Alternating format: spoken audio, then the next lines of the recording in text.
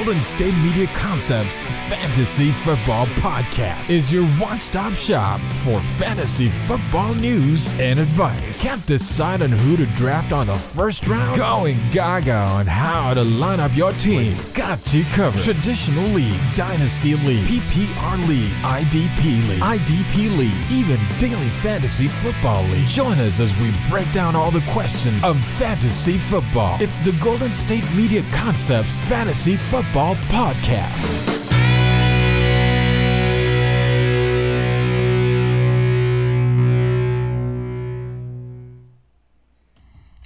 What is good, everybody? We are back for another episode of the GSMC Fantasy Football Podcast. My name is Austin. I am the host of the show, as always, going live at you Monday through Friday at 7 p.m. Mountain Time every single day. I'm here for y'all to answer questions. If you got a question, put it in the comment section. I'm down to answer any single fantasy question that you guys have. As you guys know, we are brought to you by the GSMC Sports Network. So thankful, so grateful that they allow me to be the host of the Fantasy Football Show. And I'm just here to, give my knowledge, spread my knowledge. I spend most of my days just in the lab looking at football stuff, looking at fantasy stuff, trying to improve everybody's team that wants any help. So like I said, please drop a comment. And thank you guys so much for watching. Really appreciate it if you guys also checked out the Patreon too.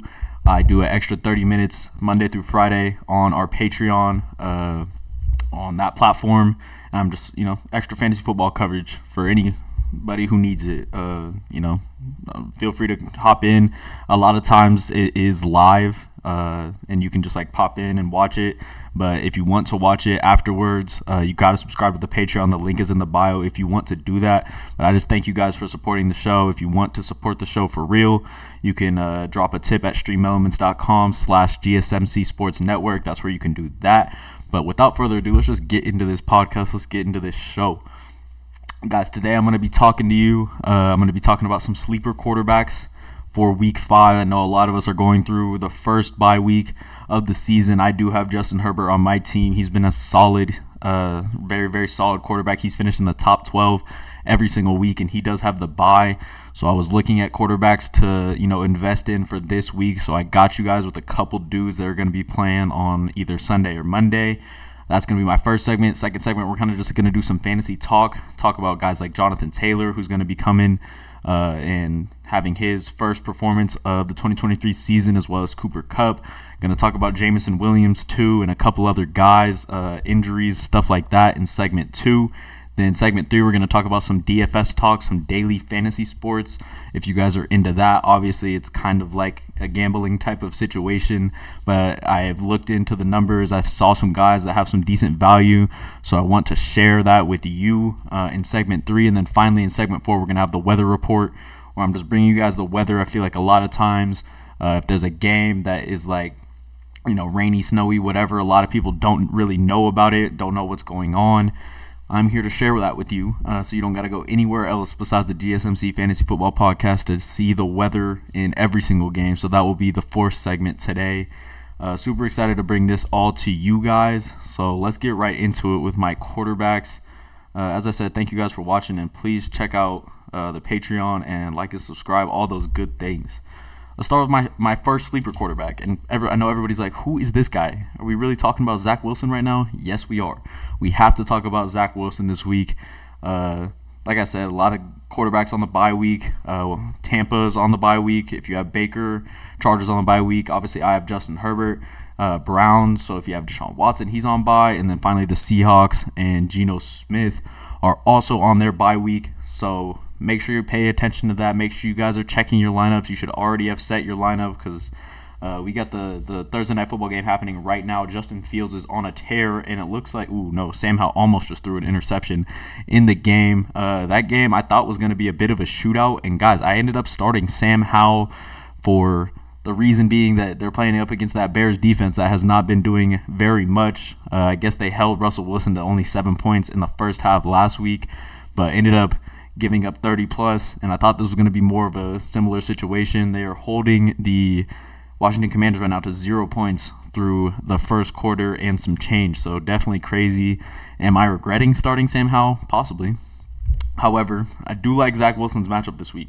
He's going to be going up against the Denver Broncos. Obviously, Denver Broncos right now rated on PFF, rated on ESPN as the worst defense in the entire league in pretty much every single statistic. Very bad tackling team too. And I just like what we saw from Zach Wilson in that Week 4 matchup versus the Chiefs. He looked like, a better version of Patrick Mahomes in that game.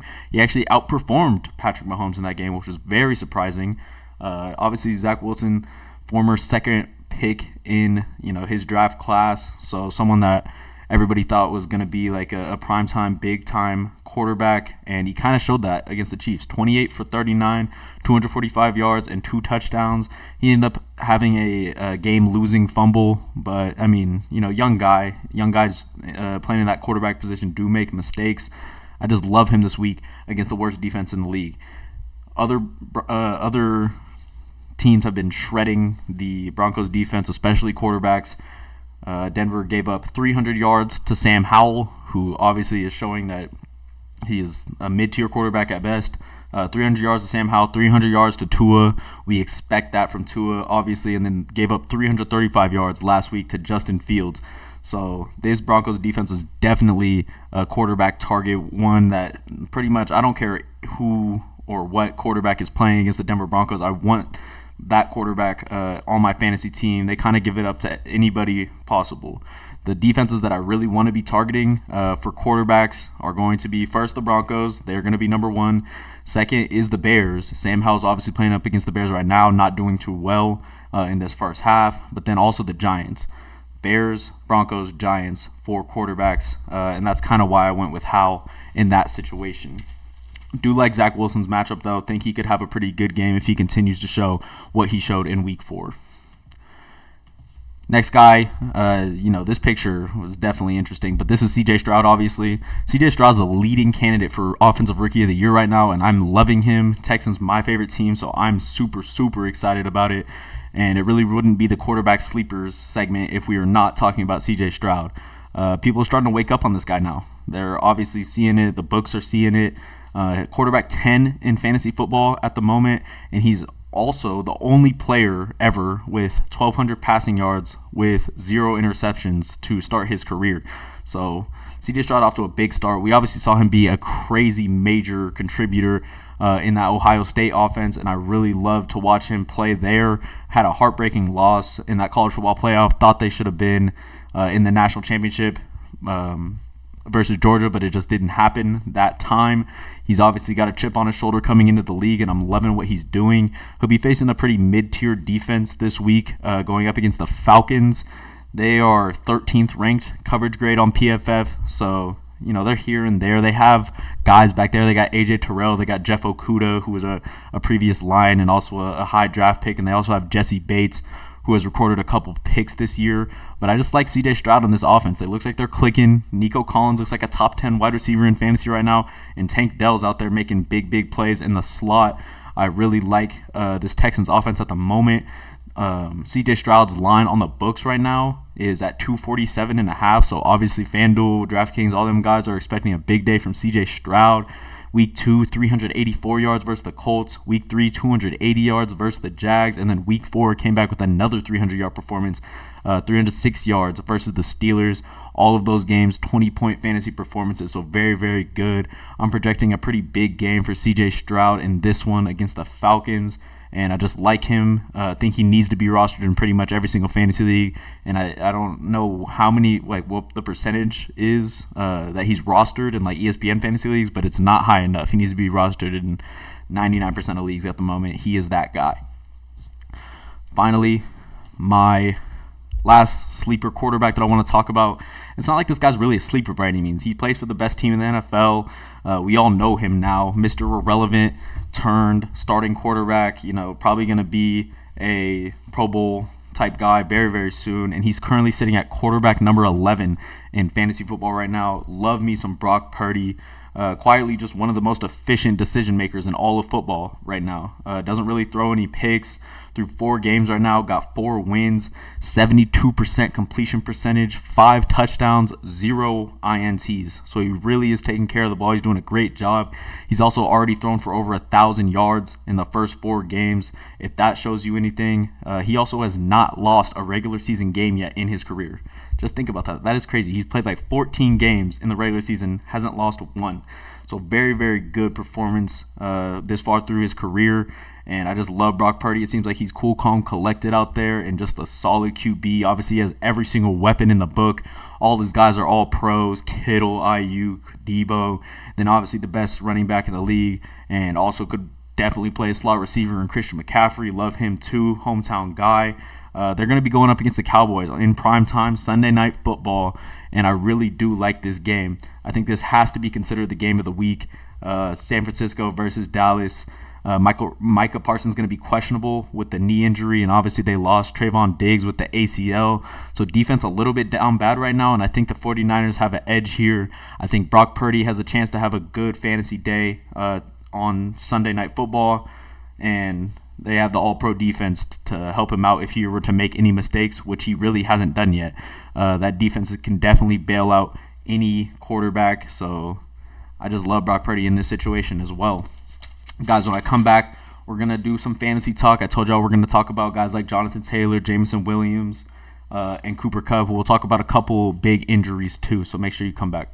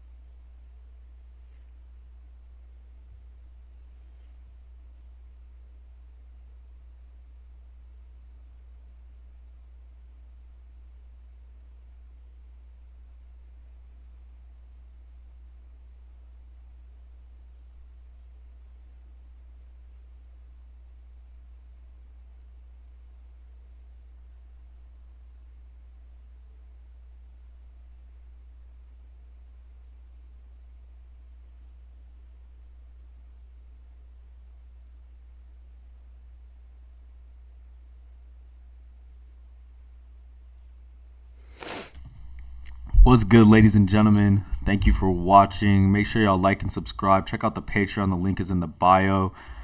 In this segment 2, we're going to be giving y'all some fantasy talk, just kind of talking about these major stories that are happening in the league right now. Obviously, Jonathan Taylor is going to be one of them.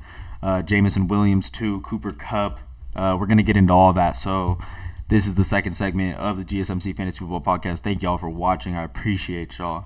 Let's talk Jonathan Taylor. Jonathan Taylor, number one, obviously eligible to come back in this Week 5 matchup, and he was a full participant in Thursday practice. So very good sign for him, very good sign for fantasy owners. I have Jonathan Taylor in both my leagues. I'm sure I've talked about that enough at this point that y'all know.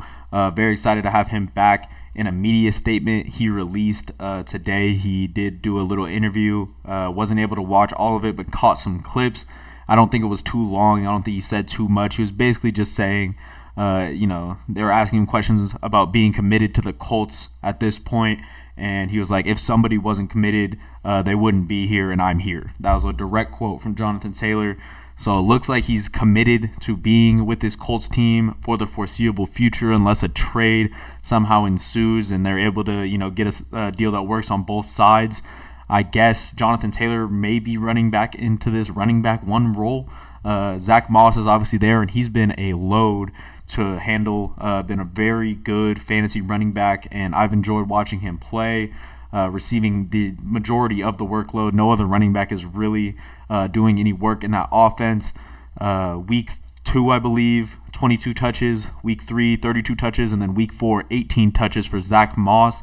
So we'll see if Jonathan Taylor is going to be the one to come through and steal those touches, or if it's going to be a committee backfield with Taylor and Moss, or what the situation is going to be. It's a little bit shaky at the moment. The coach hasn't really released a statement. Jim Irsay, who obviously really doesn't like Jonathan Taylor, hasn't spoke much about it either. So very interesting developments. We'll see if Jonathan Taylor is able to carry that full workload soon. But for right now, Jonathan Taylor is a volatile fantasy candidate. We kind of knew this as soon as if you drafted late, then you knew this, that he was like the 51st or 52nd ADP person off the board. And obviously his talent is way above that, way above that. So we'll see what happens. I will just consider him a volatile guy. You can't really be mad if it goes good or bad. But just happy that I have Jonathan Taylor. I know I can make moves and work around if he's not going to be the guy. But I'm just happy that he's going to have the opportunity to be that number one guy. Let's talk some Jameson Williams. Jameson Williams, obviously, this dude was so crazy at Bama. One of the best players I've ever seen in college. One of the most impressive college tapes that I've ever watched in my entire life. Like, a lot of people talk about that Tavon Austin tape on YouTube. It's got, over 20 million views or something like that. Very impressive tape. I think Jameson Williams is almost just as impressive, if not more. This is the guy who had like 7 120-plus yard games at Bama. He had Bryce Young as his quarterback too. A lot of people are forgetting about Jameson Williams, acting like he's not one of the most talented deep threats in the entire league. I promise you that he is, and we will get to see his speed very soon. Apparently, he's going to suit up here in Week 5 and play. Offensive coordinator Ben Johnson for the Detroit Lions said that if he is active, they're going to have plays for him. So most definitely. Also, Josh Reynolds, who is the Lions wide receiver 2 currently, and has started off with a pretty decent season. I know a lot of fantasy owners have Josh Reynolds either in a deep flex or on their bench. I think he's going to immediately take over that wide receiver 2 role that Josh Reynolds was playing, and Josh Reynolds is also questionable for Week 5, which is a good sign for JMO owners and a bad sign for Josh Reynolds owners. Obviously, Jameson Williams recorded a full practice on Monday, so very, very good signs there. Also, when he was obviously he was suspended for the gambling policy, and it's kind of weird. They never really talked about what was going on, like specifics with what he gambled on or what, because I really want to know. I really want to know what got him in trouble or what he did to, I just want to know what he gambled on, truthfully. That's really all I want to know.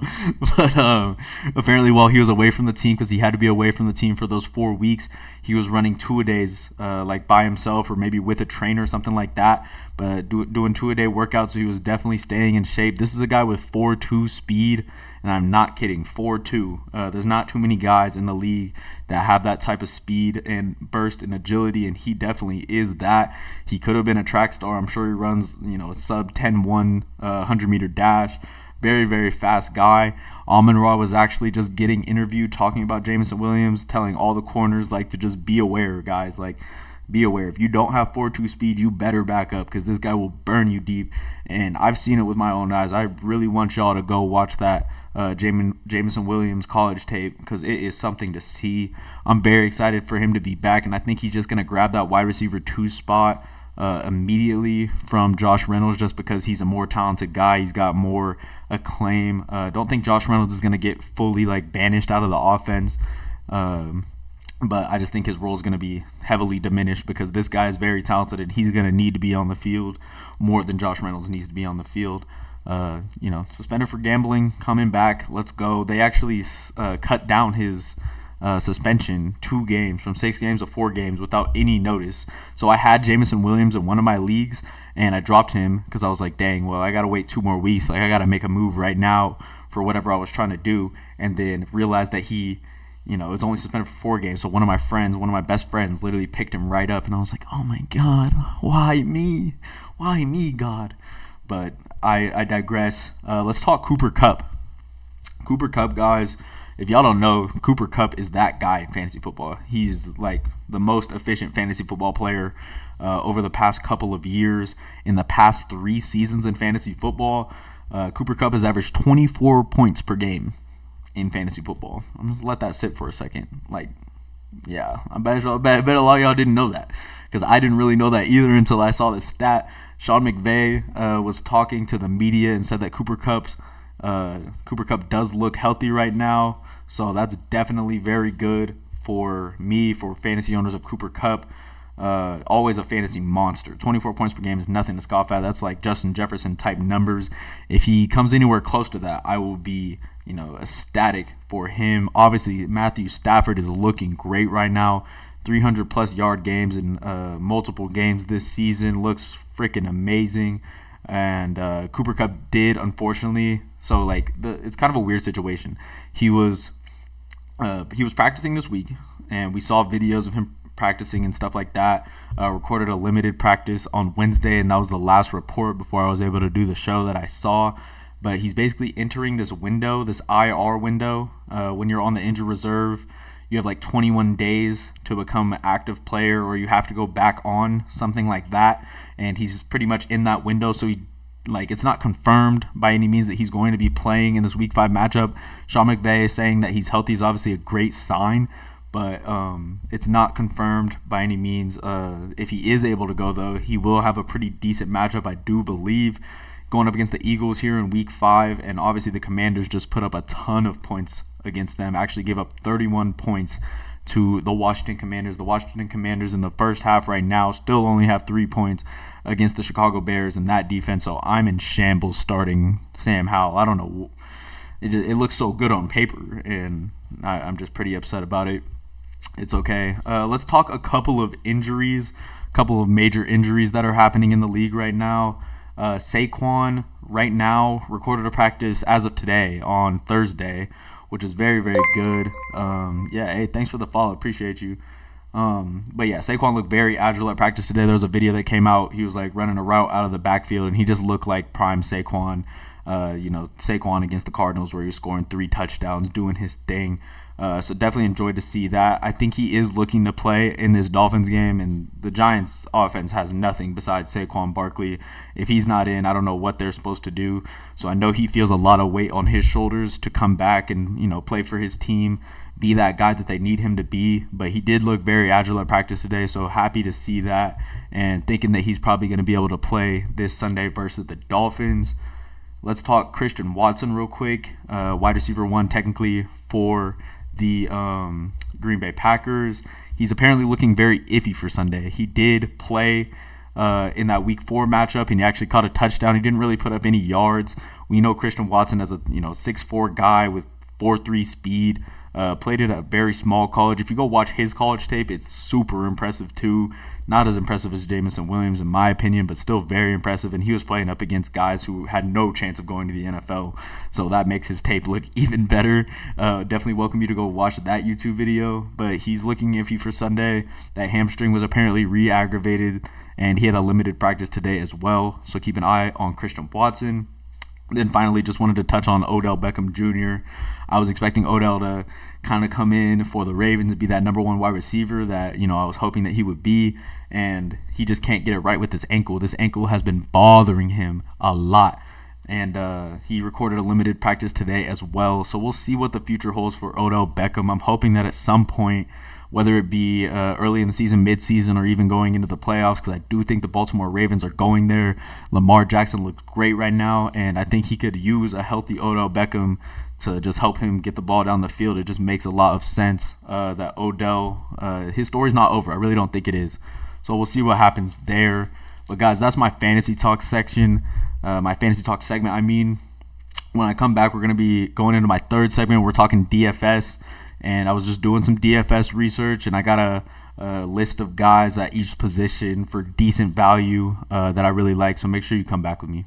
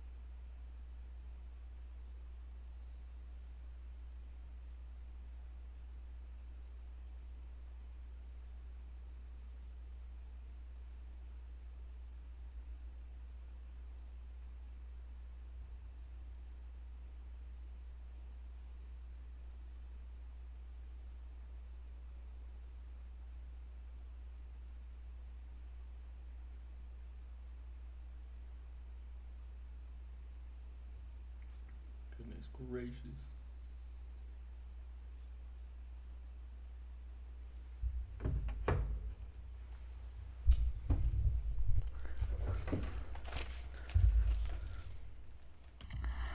What's good, ladies and gentlemen? I see we have some questions, so I'll definitely get to those real quick.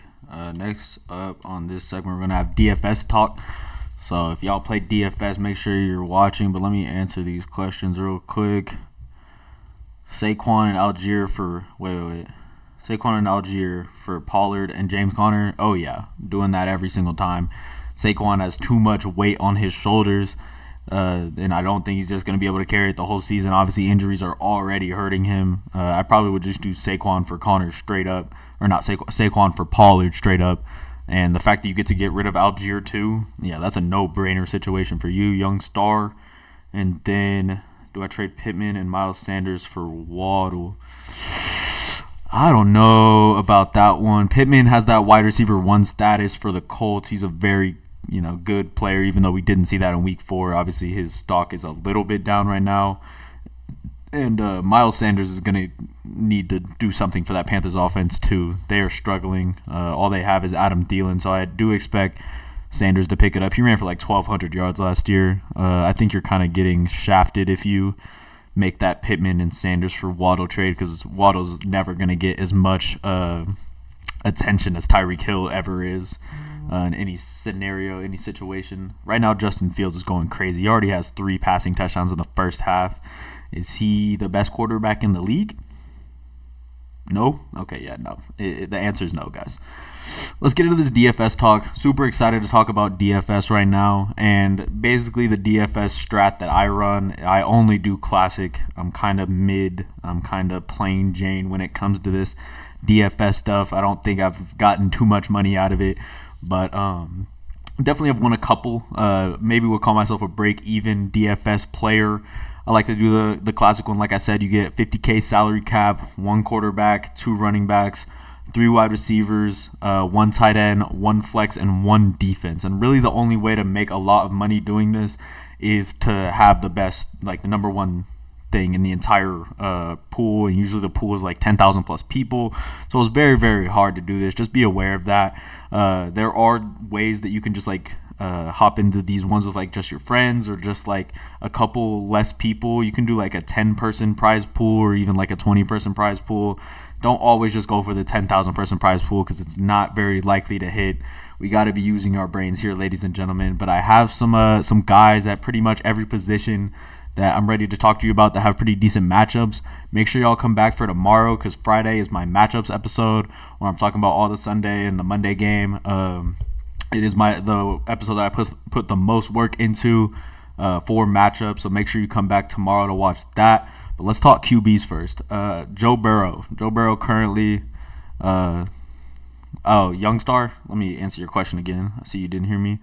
I would absolutely do that trade that you're talking about. No question, I would do that. I said I might even do Saquon for Pollard just straight up, just because he has a situation where all the attention is not on him. And I really feel like you're basically robbing that guy. If he offered you that trade, you should go accept it right now. You should get out of the video and accept it immediately. Yes, do it. Do that trade immediately. No question. But talking DFS here, really like Burrow here. I know Burrow has been so bad this year. Burrow has had a career worst start to his season. So bad. But right now in DFS, we're getting him at a beautiful price. A literally beautiful price, $6,200 of your 50K salary cap, and he's going to go up against the 31st rated defense, Arizona Cardinals. He's like the 7th or 8th most expensive quarterback when he's the highest paid quarterback in the league. We know he has the ability. Obviously, the calf is bothering him right now, so that's unfortunate, but I really do love that spot for him. I think he has potential to have a huge day. I know T. Higgins and Jamar Chase are frustrated by this slow start, so at some point we're going to see this offense pop off. They were a top 5 offense last year, and I have to expect that they're going to want to get back to the playoffs. Joe Burrow doesn't want to be a guy that is just sitting out of the playoffs. Everybody will talk about him, highest paid player in the league, not even in the playoffs. I was thinking of trading Saquon for Pollard straight up. Yeah, no, literally, I would probably do that for sure, young star. But then we got Stafford. Stafford, I think, has a pretty solid matchup here, too. He is playing the Eagles, but quietly the Eagles' coverage has been really bad. They have Darius Slay back there, who's a really solid cover corner, but even he's been getting torched lately, and the rest of their guys are kind of no-names. And Stafford has thrown for 300 yards like 3+ times so far to start the season. He's like the 12th rated quarterback as it pertains to DFS at like $5,600. Eagles defense, Eagles coverage rated 22nd on PFF right now. So definitely interesting. Obviously, if you want to go with the most obvious choice, Patrick Mahomes is going to play up against the Vikings. Vikings are 1-3 right now, and they're just giving up points to everybody. If you don't think the Chiefs and Patrick Mahomes can do it, you are sadly mistaken. Those guys are dogs. Obviously don't have the best wide receiving core, but they got Mahomes, and that's really all that matters to me. He is the most expensive quarterback in DFS right now. Let's talk a little bit of running backs. We got Breece Hall at $5,400 in these classic salary cap DFS leagues. He's going up against the Broncos defense. Broncos defense, the worst rushing defense in the entire league. Also the worst tackling defense according to PFF. Just a generally bad defense. I think they have one good defensive player on their team, and that is Pat Surtain Jr. He is solid. He's a decent cover corner, so watch out for the wide receiver 1 to be covered up, but he doesn't even trail. Like, he doesn't follow the top wide receiver all around the field, which he probably should be doing because I think that would help out the Broncos defense. But we're talking running backs right now. Breece Hall, $5,400. That's like the 10th or 12th, maybe even deeper running back. So you're getting him at a great price. Love Breece Hall in this matchup, and he's no longer on snap count. Coach Robert Saleh was telling the media that Breece Hall is no longer on the snap count, so that's a great sign that the knee and his ACL that he tore last year is looking a little bit better. So I do like Breece Hall. I like David Montgomery against the Panthers at $6,600 for DFS. He's going up against a bottom 5 run defense in that Panthers squad. Obviously, Kenneth Walker kind of tore them up. They're just not very good. I think they're probably the worst personnel group on offense and defense in the entire league, so we're going to love going up against them anytime. And then finally, I got to talk about Bijan Robinson here. Bijan Robinson, a dog. They got him at $7,700. I think he's the 3rd most expensive, so he's one of the more expensive guys.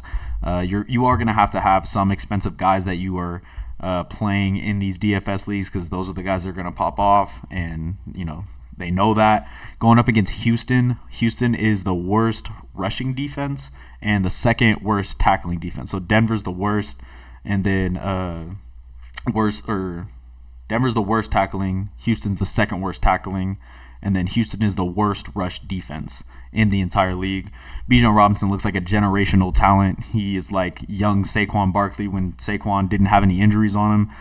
Really, really like him against Houston, and I think he'll have a big day. He also hasn't even scored a rushing touchdown yet, so he's super due, and I think he'll do that probably here in week 5.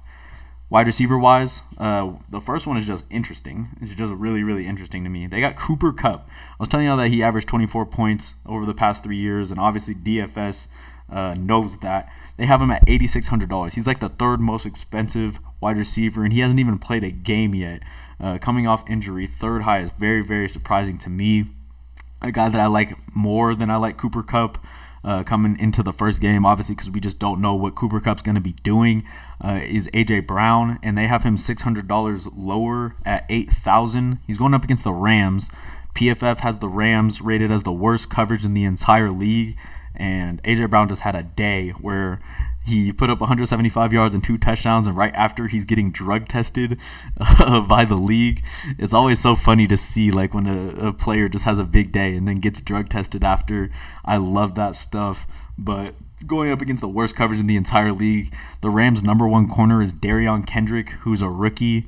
And he's really, really skinny. Obviously, A.J. Brown's like that. He's a big, big dude.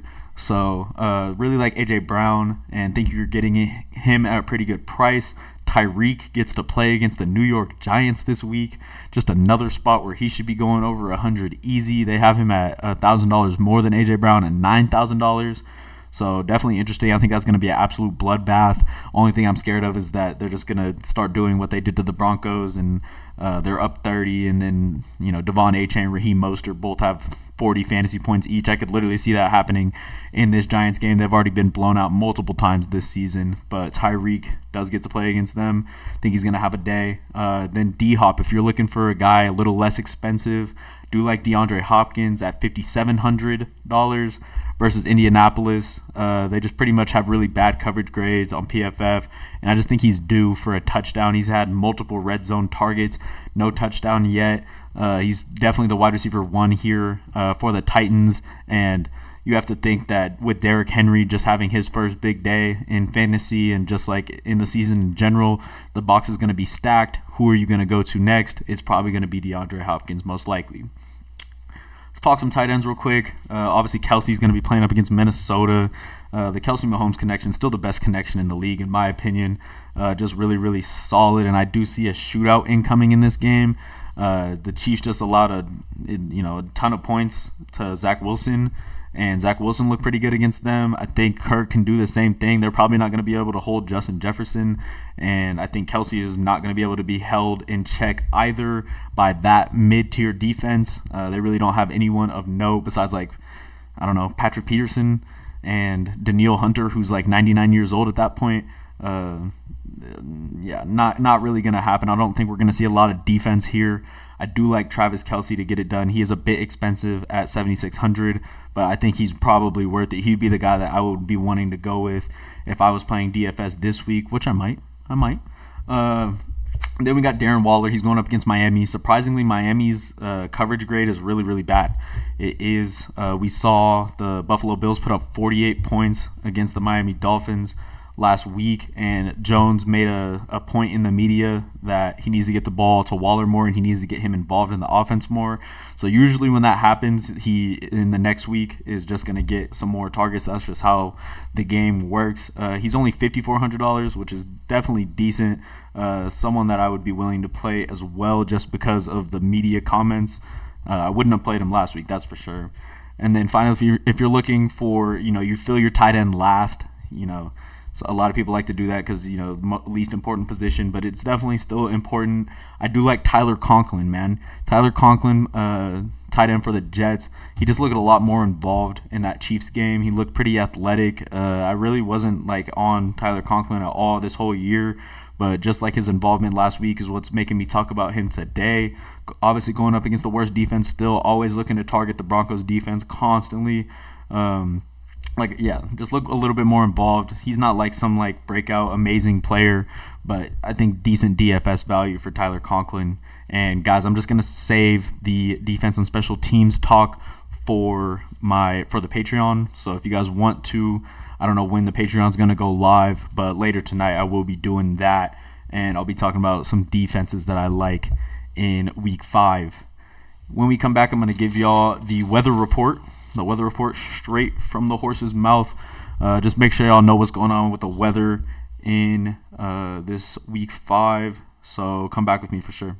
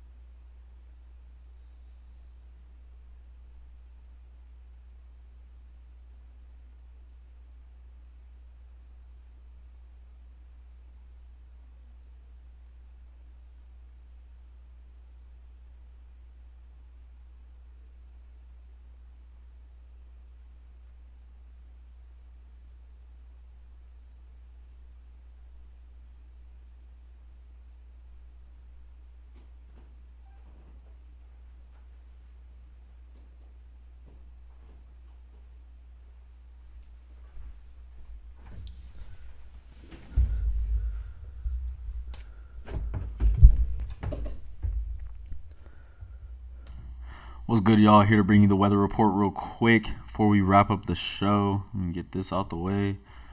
And get Brock Purdy off of the screen. Yes, sir. The weather forecast from your weatherman, Austin, GSMC Fantasy Football Podcast. The only place you can get the weather report. 7 p.m. live every single day, Monday through Friday, all that. Let's start with Jags-Bills. Jags-Bills obviously going to be played in London, Wembley Stadium.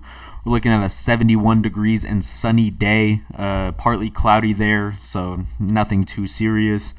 Houston versus Atlanta. They obviously play in the Mercedes-Benz Dome. No weather is going to affect that game in any way, but make sure you know whether the game is in a dome or if it's outside of a dome, especially if you're going to bet on it. Just make sure you check that. It's something to be checked. A lot of people don't do that, so make sure you're going to be one of the sharper people in the world here. Then we got Panthers-Lions, also in a dome. Ford Field, we know that's a dome. No big deal. Just have that info for you. Titans-Colts in Lucas Oil Stadium. More of an enclosed stadium, but they'll probably have the roof open here. It's going to be 56 degrees, partly cloudy in this one. So pretty decent football weather. All of this is not looking too crazy. We don't got any snow, and we are not seeing any major chance of rain in any of these games, so that is good. Giants-Dolphins going to be playing down in Miami, 87 degrees, partly cloudy. I really like it because it's not too hot to where there's cramping or stuff like that. 87 degrees should be great football weather, so excited for that game. Think Tyreek Hill is going to have a day. Like I said, if not, it's going to be Devon Achane, who's just been eating up the past couple of weeks, most definitely. We got Saints-Pats. Saints-Pats going to be 61 degrees and partly cloudy in Foxborough. So kind of just looking like a partly cloudy day throughout the entire country here on Sunday. Ravens-Steelers happening down in Pittsburgh. 53 degrees and fully cloudy for that one. The wind's not looking too bad either on that game. Then we got Eagles-Rams, 79 degrees in SoFi. I actually went to the national championship at SoFi, and some weather does come in, but 79 degrees, no wind, it's going to be fine. I'm sure Matt Stafford's going to have a 300-yard day loaded up in his arsenal, so excited for that game. Think that's going to be possibly a shootout for that Eagles-Rams game. Then we got Bengals versus the Cardinals, 93 degrees and sunny, bit hot, could see some cramping. They do play in an open-air dome for the Cardinals. Obviously, it gets very, very hot in Arizona, so you got to watch out for that. If in the weather report, it gets up to 100 in that game, it's very possible just being in Arizona that happens, so watch out for that. Then we got Jets-Broncos just down the street. Obviously, I'm in Colorado right now. Very excited. I was going to go to that game if Aaron Rodgers was playing. I was ready to get my tickets, and then first play, Aaron Rodgers just tears his Achilles like that. So there's no way I'm going to see Zach Wilson. But in Colorado on Sunday, going to be 76 degrees and sunny in Denver. So should be great football weather for Russell Wilson to see if he can get it done against a pretty good Jets defense. Excited for that game. We're going to have Cowboys 49ers for the Sunday Night Football on NBC. Super, super excited for that one. Definitely game of the week there. And we got 78 degrees and partly cloudy over in Levi Stadium. Shouldn't be too bad. Pretty decent football weather there as well. And then for the Monday night game, we are going to be in Las Vegas, Sin City, Packers-Raiders, 91 degrees on that Monday night in Vegas. So that's pretty much where we're at for the weather. Just ran down all those games. I'm going to stay for a second, see if there's any extra questions that you guys have for me. But that's pretty much going to wrap it up, guys. I want y'all to make sure you come back for the Friday episode. Like I said, matchup episode, where I'm giving y'all the best matchups. I gave y'all Stephon Diggs last week. Can't really remember much else of what I gave y'all, but I definitely gave y'all Stephon Diggs. He was my numero uno, first guy I talked about. I put a lot of work into my Friday episodes, so make sure y'all come back for that.